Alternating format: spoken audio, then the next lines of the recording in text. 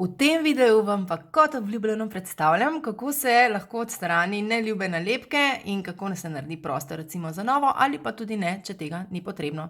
V enem od videov sem že pokazala, kako sem pripravila tole čudovito mešanico v starem rulonu. Mešanica se imenuje Za čudovit dan.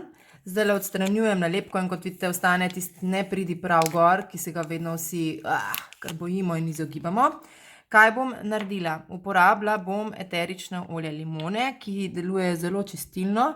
Gor nakapala par kapljic in vse skupaj samo premazala, kar lepo s prsti. Je dokaj nežno, ker je pač hladno stiskano, tako da absolutno nežno deluje tudi na mojo kožo.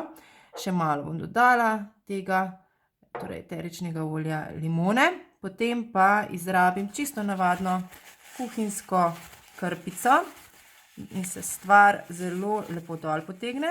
Če slučajno se ne bo, bomo stvar ponovili.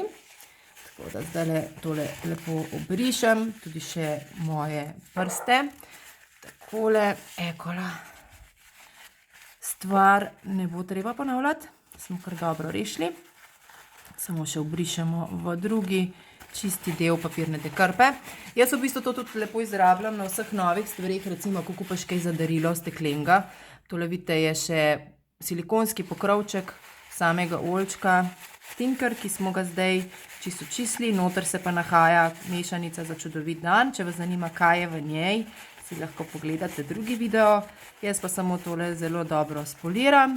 Takole, še pokažem vam v dokaz, da je šla stvar zelo lepo dol, nič kje ni več vidnega, oziroma takole, da si še predstavljate. In enostavno sedaj le nalepim tisto, kar moram, torej to ime, in bo zame in za punčki še eno čudovito olje, pripravljeno in prekrasno tudi navzven.